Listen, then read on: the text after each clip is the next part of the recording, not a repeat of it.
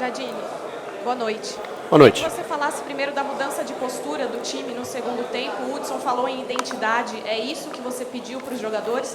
E sobre a situação, por favor, do Gonzalo Carneiro, se pegou você de surpresa. A primeira pergunta é mudança de postura do... a gente fez algumas correções de posicionamento. No primeiro tempo, o Mirassol conseguiu trancar bem a nossa saída de bola. Dificultou bastante o trabalho dos dois zagueiros. A gente pensou numa equipe um pouco mais projetada dentro do Mirassol, confiando que a gente conseguiria, com a qualidade de passe, chegar nos espaços que a gente entendia importantes para usar. Não estávamos conseguindo. Então, o recuo do Hudson, ajudando também na saída de bola, gerando outros espaços, mudando um pouquinho, dando um pouquinho mais de mobilidade, acabou destrancando um pouquinho o jogo, na minha visão. Desde os 25 do primeiro tempo, a gente já procurou orientar os jogadores a buscar essa segunda estratégia, e acho que foi importante, sim. Sobre o Gonzalo, realmente nos pegou de surpresa, mas conto ainda bastante com ele, e é um assunto que a direção vai tratar e vai resolver. Ô Jardine, tudo bem? Eu queria que você falasse a respeito de uma questão que me parece que aconteceu bastante hoje, a jogada de bola ensaiada, bola parada. O São Paulo está muito forte nesse quesito. Eu queria saber de você se você gosta de treinar esse tipo de coisas quando há tempo, porque a gente sabe que hoje em dia é muito importante. Eu acho que o segundo gol foi claro, né? O Pablo faz um sinal e o Reinaldo bate exatamente ali. Eu queria que você falasse disso, por favor. Para ter uma ideia da dificuldade que é o tempo que a gente tem, ontem foi o primeiro dia que a gente conseguiu treinar, que a gente deu uma atenção à bola parada ofensiva, né? Lá na Flórida, pela dificuldade dos adversários, a gente, antes do primeiro jogo do Eintracht, a gente visualizou a bola parada defensiva, né? E ontem a gente já conseguiu botar um pouquinho o dedo, né, nas bolas paradas ofensivas, mas eu realmente quero destacar a qualidade das batidas. Eu acho que a gente tem bons batedores, né? A batida do Reinaldo é muito qualificada, a batida do Bruno do outro lado, o Nenê, esses três que assumiram as cobranças hoje da bola parada, na minha opinião, é que realmente fazem a diferença. E os bons cabeceadores, né? O Anderson, a Arboleda e o Pablo, a gente tem, e o Hudson, eu coloco um quarto, a gente tem 4 jogadores com muita força no jogo aéreo, o que torna a equipe de São Paulo perigosa assim na bola parada. Jardine, tudo bem? O Nenê hoje, ele fez uma ótima partida, deu 2 assistências, a torcida gritou o nome dele, e daqui a pouquinho você vai ter o Hernanes de volta, que é um jogador importantíssimo também, que tem história no São Paulo. O São Paulo vai ter uma sequência de jogos absurda, né, daqui para frente. O que você pensa em relação aos dois? Revezar, de repente, Hernanes e Nenê? Dá para colocar os dois juntos? Depois dessa atuação do Nenê, você já imaginou alguma coisa nesse sentido? É uma boa oportunidade, mais uma vez, para elogiar a atuação que o Nenê teve. E essa é o tipo da dor de cabeça boa do treinador ter, né? O São Paulo se preocupou em montar um elenco forte, com muitos jogadores de alto nível, e os dois são, né?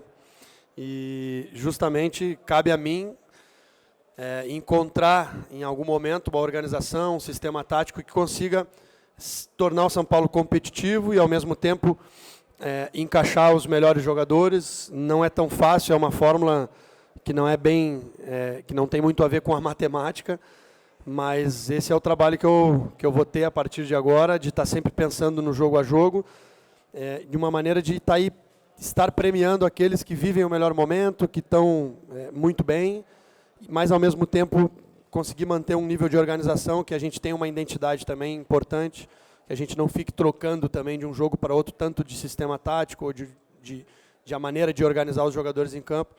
Então é uma dor de cabeça boa aí para mim ter. E Jardine, até nessa linha, a gente viu o Pablo em alguns momentos saindo um pouco da área, muito mais ali pela direita, ao lado do Elinho, menos pelo lado do Everton, mas ele se mexeu.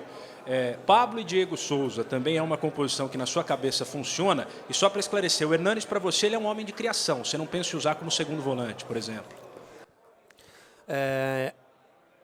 O Pablo com o Diego Souza é uma realidade, eu acho que vai acontecer, porque são 2 grandes jogadores, o Pablo com características diferentes da do Diego, e acho que se completam em algum momento, mas também a gente, na mesma linha que eu respondi do Nenê com o Hernanes, é importante a gente encontrar um sistema, num primeiro momento, que privilegie o grupo, né, a montagem de todas as peças que a gente tem, mas com certeza vão ter jogos que a gente vai criar situações diferentes, até para surpreender adversários em alguns momentos, né?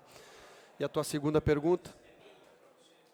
O Hernanes, ele jogou, especialmente no início da carreira, como segundo volante, e já há alguns anos que ele prefere jogar como um terceiro homem de meio campo, um pouco mais próximo do ataque. Ele é um jogador com um poder de finalização, um poder terminal acima da média, tanto na finalização com as duas pernas, e o cabeceio também é uma arma importante dele. Então, mas ele também está disposto a ajudar onde for, né? Então, vai também, mais uma vez, vai caber a mim encontrar um sistema que privilegie, que coloque ele aonde ele se sente melhor hoje jogando, mas em alguns momentos ele também acredito que possa ajudar jogando um pouco mais por trás, porque tem no seu currículo essa função, tem qualidade para isso. Enfim, vai depender sempre do adversário, da estratégia, de como a gente vai ir desenvolvendo agora. Boa noite. Você falou sobre o Hernanes, né, agora, e eu gostaria de saber como é que foi a participação dele na pré-eleição. A gente viu nas redes sociais do São Paulo, né, uma foto aí dele participando, enfim. Como é que foi essa participação? Se no intervalo ele também teve algum envolvimento, digamos assim, nessa mudança de atitude do grupo para o segundo tempo. E queria saber a sua opinião sobre o Thiago. No início do jogo, ele até mesmo antes do gol, deu a impressão de um certo, talvez, desentrosamento entre ele, né, o setor defensivo, algumas bolas assim que parecia ainda faltar uma comunicação. Queria saber a sua avaliação sobre isso também.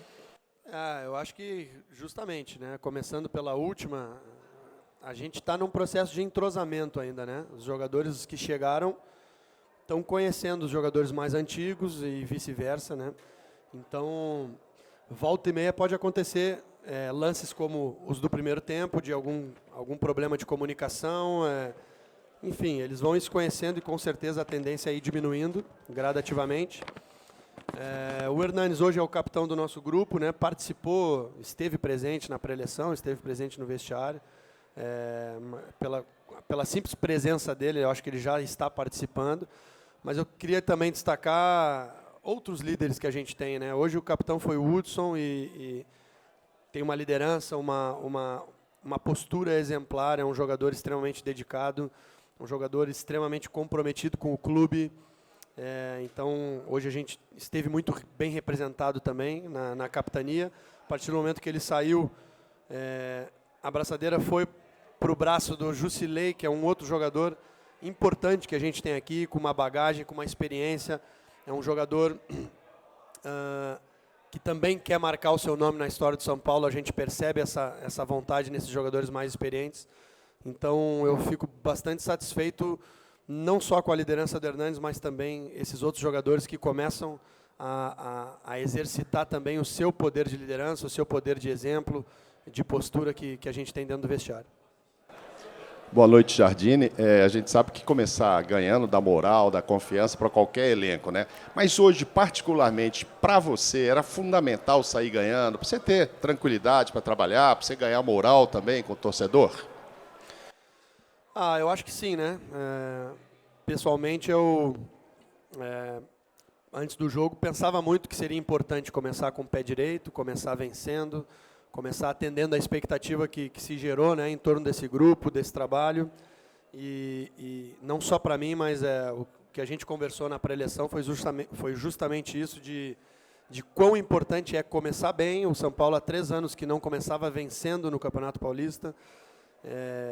E eu acho que os jogadores estavam bastante comprometidos e engajados nessa ideia da gente começar deixando uma primeira impressão muito boa, considerando que os jogos da Flórida foram amistosos oficiais, mas amistosos, e o jogo de hoje tinha para nós, esse sim, eu falei na entrevista lá do pós-Ajax, que o jogo de hoje era um jogo que a gente precisava vencer e faria todo o possível, todo o esforço para isso.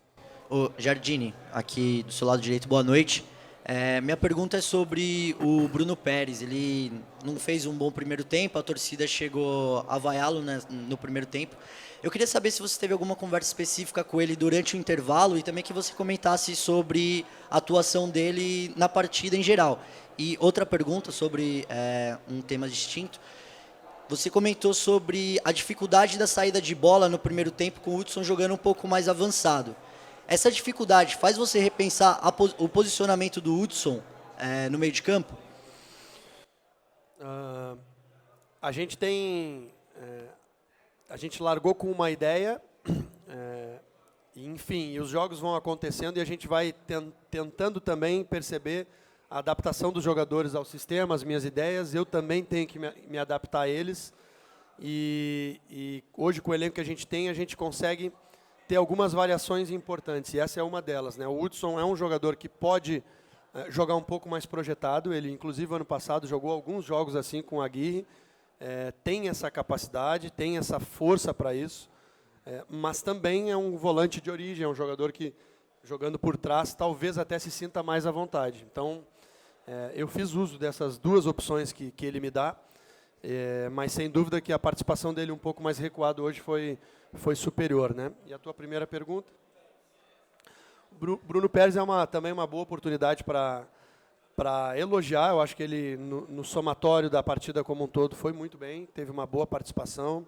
Primeiro tempo, a torcida pegou um pouco no pé em alguns erros que ele teve, que são naturais de quem está começando uma temporada, de quem ainda está se habituando a um treinador novo, a ideias novas, mas eu peço também, não só para ele, mas uma paciência de todos, porque é um jogador que também está muito comprometido aqui com o clube, quer crescer, a gente confia muito no potencial dele, ele tem bastante qualidade, e eu acho que a partir do momento que ele encontrar essa tranquilidade para jogar todo o seu potencial, ele vai surpreender todo mundo. Jardine, boa noite, tudo bem? Você estava falando ali sobre a importância de uma primeira vitória, né? Começar com essa vitória, aí o jogo começa com o Mirassol amarrando o jogo e saindo na frente. Queria saber o que passou na sua cabeça nesse momento e o quanto você sai aliviado hoje aqui do Pacaembu. Aliviado não, acho que não é a melhor palavra. Saio bastante feliz, bastante satisfeito, especialmente pelo trabalho de todos os jogadores. Eu sei o quanto eles se dedicaram na pré-temporada, o quanto eles treinaram, o quão no limite a gente foi nos treinamentos.